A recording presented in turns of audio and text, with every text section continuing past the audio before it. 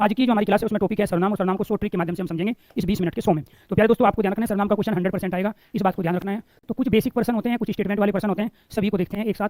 तो ये एक तो सर्व और नाम से मिलकर बना हुआ है, ये आपको ध्यान रखना है। सर्व का अर्थ होता है इसमें सभी, और नाम का अर्थ होता है संज्ञा। इसका मतलब ये हुआ जो सभी संज्ञा के स्थान पर जो सभी संज्ञा के स्थान पर प्रयुक्त हो, सभी संज्ञा के स्थान पर प्रयुक्त हो, उसे कहते हैं सर्वनाम। दूसरी चीज आपको ध्यान रखना है, सर्वनाम विकारी शब्दों के अंतर्गत आते हैं। विकारी शब्द, सर्वनाम क्या है? विकारी शब्द है, क्योंकि ये लिंग वचन काल कारक में परिवर्तित हो जाते हैं। चौथी कंडीशन है सर्वनाम का, तीसरी सर्वनाम का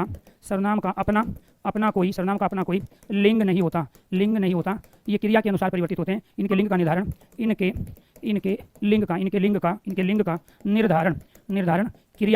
क्रियापद से होता है। लिंग का निर्धारण क्रियापद से होता है। कैसे होगा? जैसे वह स्कूल जाता है, और दूसरा क्या है? वह स्कूल जाती है। तो ये जाती है और जाता है बताएगा कि वह कब पुल्लिंग है और वह कब स्त्रीलिंग है। ऐसे ही मैं लाइब्रेरी में पढ़ना चाहती हूँ और मैं फिल्म देखना चाहता हूँ, तो चाहती हूँ और चाहता हूँ बताएगा कि मैं कब पुल्लिंग है और मैं कब स्त्रीलिंग है। तो ये हो गई आपकी 3 कंडीशन। चौथी कंडीशन आपको ये ध्यान रखना है, इसमें आते हैं फिर सर्वनाम की संख्या। तो सर्वनाम की जो संख्या होती है वो होती है 11, और उसमें जो 11 में आते हैं, एक तो मैं, तू, आप, यह, वह, इसके बाद में कोई, कुछ, क्या, कौन, जो और सो, जो और क्या बन गया दूसरा? सो। तो ये क्या है? इनकी संख्या होती है 11। इसके बाद में फिर प्रश्न बनता है 5वां, सर्वनाम के रूप। सर्वनाम के 2 रूप होते हैं। एक होता है मूल सर्वनाम। क्या होता है? मूल सर्वनाम। और ये मूल सर्वनाम यही 11 है जिनकी चर्चा हमने ऊपर की है। एक होते हैं यौगिक सर्वनाम। क्या होते हैं? यौगिक सर्वनाम में क्या होता है? इन सर्वनामों में ये जो हम तुम्हारा, तुम्हारे बनाते हैं, ये तुम्हारा, तुम्हारे, तुम्हें, ये किससे बने हैं? तुम्हें, तुम, ये सारे के सारे क्या है? यौगिक सर्वनाम। कैसे बनते हैं ये? कारक चिन्ह परसर्ग लगाकर। किसमें? मूल सर्वनाम। ये किससे बनेंगे? ये मूल सर्वनाम में हमने लगाया परसर्ग। परसर्ग का मतलब क्या है? कारक चिन्ह। तो क्या बनेगा? यौगिक सर्वनाम बनेगा। क्या बनेगा? यौगिक सर्वनाम बनेगा। जैसे हम आपसे बना लेंगे, आपका, आपकी, आपके, आपने, आप पर, आपसे, ये ऐसे, ये, ठीक है, इन्होंने, उन्होंने, ठीक है, मैं से, मेरा, मेरी, मुझे, मुझको, ये सब क्या कहलाएंगे? ये सारे के सारे परसर्ग किसको कहते हैं? परसर्ग कहते हैं कारक चिन्ह को। तो जब भी किसी सर्वनाम में कारक चिन्ह लगाओ तो इसका मतलब क्या है? जैसे इसमें क्या लगा हुआ है? इसमें लगाया रा, रे, ठीक है। तो ये सब क्या है? ये सारे के सारे यौगिक सर्वनाम है। किससे बने? ये मूल सर्वनाम से बने। मूल सर्वनाम क्या था? इसमें मूल सर्वनाम था तू, बाकी हमने लगाई कारक चिन्ह। ऐसे ही दोबारा से देखो, यहाँ पे हमने एक ले लिया आप, ये आप क्या है? मूल सर्वनाम है। ये आप क्या है? मूल सर्वनाम। इसमें हम नहीं लगा देंगे तो आपने, इसके बाद आपसे, आपके द्वारा, इसके बाद आपका, आपकी, आपके, ये सारे के सारे क्या बन रहे हैं? ये सारे के सारे आपके यौगिक सर्वनाम बन रहे हैं। इन्हीं को क्या कहेंगे? हम यौगिक सर्वनाम कहेंगे। क्यों? क्योंकि इनके अंत में हम कारक चिन्ह का प्रयोग कर रहे हैं। ने, से, द्वारा, की, के, में, पे, पर, आप पर, ठीक है। इस चीज का आपको ध्यान रखना है। कितनी कंडीशन हो गई? 5 कंडीशन। इसके बाद छठी कंडीशन है सर्वनाम के भेद। तो यहाँ पर क्या है आपकी छठी कंडीशन? सर्वनाम के भेद। और सर्वनाम के भेद कितने होते हैं? 6 भेद होते हैं सर्वनाम के। इनमें से एक भेद होता है आपका पुरुषवाचक सर्वनाम। कौन सा होगा? पुरुषवाचक सर्वनाम होता है एक, पुरुषवाचक सर्वनाम होगा। दूसरा होता है आपका निजवाचक सर्वनाम। कौन सा होगा? निजवाचक सर्वनाम। तीसरा होता है आपका निश्चयवाचक। कौन सा होगा? निश्चयवाचक सर्वनाम। इसके बाद में फोर्थ होता है अनिश्चयवाचक सर्वनाम। क्या होगा? अनिश्चयवाचक सर्वनाम। इसके बाद में 5वां होता है आपका प्रश्नवाचक सर्वनाम। क्या होगा? प्रश्नवाचक सर्वनाम। और इसके बाद में एक 6 होता है आपका संबंधवाचक सर्वनाम। क्या होगा? संबंधवाचक सर्वनाम होगा। तो ये जो सर्वनाम है ये कैसे बनेंगे? ये देखो, इसके अंतर्गत आएगा आपका, एक तो आएगा यहाँ पर आपका मैं, एक आएगा तू, यहाँ पे आप, यह और वह, ये कहलाए आपके 5 मूल सर्वनाम जो कि आएंगे पुरुषवाचक में। निजवाचक में करोगे आपका प्रयोग किस सेंस में? स्वयं, स्वतः, खुद और अपने आप की सेंस में। किसकी सेंस में? अपने आप की सेंस में। ऐसे निजवाचक में आएगा यह, किसके लिए? निकट के लिए। और दूसरा किसका प्रयोग करोगे? वह, किसके लिए? दूर के लिए, दूरी को बताने के लिए, वह का प्रयोग। ऐसे फिर यहाँ आप प्रयोग करोगे अनिश्चयवाचक में कोई, ये कोई क्या है? कोई है एक वचन। ऐसे फिर यहाँ पे प्रयोग करोगे आप कहीं, कहीं क्या है? ये कहीं है आपका बहुवचन। और एक कौन सा सर्वनाम है? एक है कुछ, दाल में कुछ काला है, ये भी क्या है आपका? ये भी है आपका अनिश्चयवाचक। प्रश्नवाचक में क्या का प्रयोग? किसके लिए? क्या आप खाने में क्या लोगे? तो क्या जो भी लोगे वो क्या लोगे आप? निर्जीव लोगे। क्या लोगे? निर्जीव। तो क्या का प्रयोग किसके लिए किया? निर्जीव के लिए। इसके बाद में एक है कौन, कौन का प्रयोग किसके लिए करोगे? सजीव के लिए। किसके लिए? सजीव के लिए। पूछेगा आपसे सजीव के लिए निम्नलिखित में से किसका प्रयोग होगा? ठीक है, तो ये आपको ध्यान रखना है। इसके बाद है संबंधवाचक, जो और सो का प्रयोग किसके लिए कर रहे हैं आज की डेट में? हम वह की सेंस में कर रहे हैं हम सो का प्रयोग, ये ध्यान रखना है। तो आपको इनको देके वो इनको पूछ लेगा, इनको देके इनको। सबसे ज्यादा बार रिपीट होने वाला प्रश्न है ये, और आएगा किसी न किसी रूप में। 1 नंबर का काम करा चुका हूं आपको। तो वो पूछेगा आप बताइए क्या है, तो वहां पुरुषवाचक होगा, निश्चय, अनिश्चय पर्सन। तो राइट आंसर आप क्या कहलाएगा? आप कहलाएगा पुरुषवाचक। लेकिन कब? जब सेकंड पर्सन के लिए प्रयोग करेंगे तब। जैसे आप कहां रहते हैं? मैं फर्स्ट पर्सन हूं, आप सेकंड। आप कहां रहते हैं? तो ये आप क्या है? पुरुषवाचक। क्योंकि पुरुषवाचक कितने प्रकार के होते हैं? पुरुषवाचक के भेद। फिर यहां से पर्सन क्या पूछेगा आपसे? पुरुषवाचक सर्वनाम। पुरुषवाचक सर्वनाम के प्रकार कितने प्रकार है? पुरुषवाचक सर्वनाम के 3 प्रकार हैं। कौन कौन से हैं? एक है आपका उत्तम पुरुष। एक क्या है? उत्तम पुरुष। उत्तम पुरुष कहते हैं फर्स्ट पर्सन को। दूसरा है आपका मध्यम पुरुष। मध्यम पुरुष कहलाता है सेकंड पर्सन। और तीसरा क्या कहलाता है आपका? अन्य पुरुष कहलाता है। क्या कहलाता है? अन्य पुरुष कहलाता है। अब इसमें क्या आ जाएगा? इसमें आएगा मैं। इसमें आएगा यहाँ में से मेरा, मेरी, मेरे, मुझे, मुझको, मुझसे।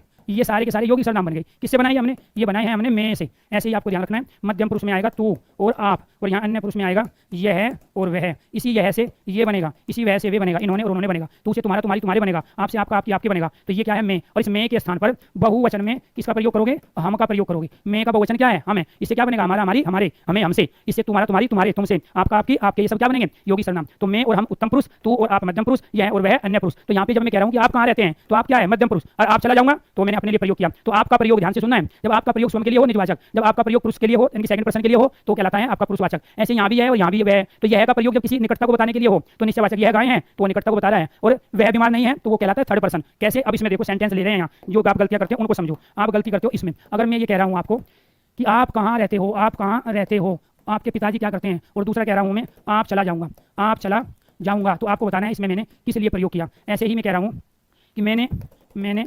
पहले ही कहा था कि वह बीमार नहीं है, कि वह बीमार नहीं है। ठीक है। फिर मैंने यहाँ सेंटेंस में प्रयोग किया वे घूमने गए हैं, वे घूमने गए हैं। तो आपसे पूछ रहा हूँ इनमें सर्वनाम बताइए क्या है। फिर यहाँ पे कह रहा हूँ वह विलायती चूहा है, और यहाँ मैंने प्रयोग किया यह घोड़ा है।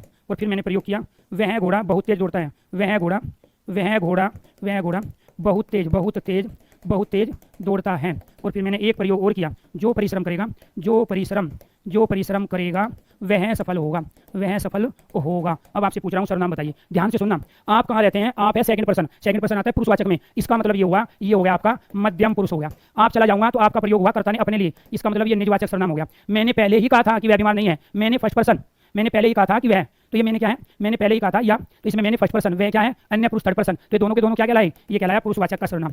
मैंने पहले ही कहा था, या ये कह सकते हैं मैंने आपको बताया था कि वह बीमार नहीं था। तो आप क्या हो जाएंगे? सेकंड पर्सन में हो जाऊंगा फर्स्ट पर्सन, और जिसके बारे में हम बात कर रहे हैं वो हो जाएगा थर्ड पर्सन। वे घूमने गए हैं तो वे कौन है? वे थर्ड पर्सन, तो वे क्या कहलाएगा? पुरुषवाचक कहलाएगा। और पुरुषवाचक में भी क्या कहलाएगा? अन्य पुरुष कहलाएगा। क्या कहलाएगा? अन्य पुरुष। वह विलायती चूहा है, इसमें जो ये वह है दोस्तों, ये वह क्या कहलाया? यहाँ निश्चयवाचक कहलाया। क्या कहलाया? निश्चयवाचक सर्वनाम। क्यों? क्योंकि आपके घर का मोटे काले रंग का चूहा नहीं है, व्हाइट रंग का चूहा है, सफेद रंग का। तो वह विलायती चूहा है, तो यहाँ चूहे की निश्चितता हो रही है, और चूहे में भी कौन सा है? व्हाइट रंग वाला है। तो यह घोड़ा है, तो यहाँ जब भी हम किसी जातिवाचक संज्ञा के साथ यह वह का प्रयोग करते हैं तो वो निश्चयवाचक कहलाता है। जब हम किसी एक संज्ञा के साथ में सर्वनाम का प्रयोग करते हैं तो निश्चयवाचक कहलाते हैं। जब हम किसी की निकटता दूरी को बताते हैं तो यह वह निश्चयवाचक। तो वह विलायती चूहा है दूर, और यह घोड़ा है निकट, तो यह का प्रयोग निकट में और वह का दूर में, इसीलिए ये भी क्या कहलाएगा? आपका निश्चयवाचक सर्वनाम कहलाएगा। क्या कहलाएगा? निश्चयवाचक सर्वनाम। वह घोड़ा बहुत तेज दौड़ता है, तो यहाँ बहुत सारे घोड़े हैं, 10 घोड़े मेरे सामने हैं, किसी एक की ओर इशारा कर रहा हूँ कि वह घोड़ा तेज दौड़ता है। तो यहाँ पर ये क्या है? ये है यहाँ पे सार्वनामिक विशेषण। ये क्या है? सार्वनामिक विशेषण है, ये सर्वनाम नहीं है, सार्वनामिक विशेषण। तो यानी कि यह है वह, ये वे का प्रयोग हम विशेषण के रूप में भी करते हैं। तो ये सर्वनाम नहीं बल्कि ये विशेषण है। जो परिश्रम करेगा वह सफल होगा, जो का वह के साथ संबंध, ये भी कह सकते हैं जो परिश्रम करेगा सो सफल होगा। ये कहलाया आपका संबंधवाचक। ये क्या कहलाएगा आपका? ये कहलाएगा संबंधवाचक सर्वनाम। संबंधवाचक सर्वनाम कहलाएगा। क्या कहलाएगा? संबंधवाचक सर्वनाम। दोबारा ध्यान से सुनो, जब यह वह ये वे का प्रयोग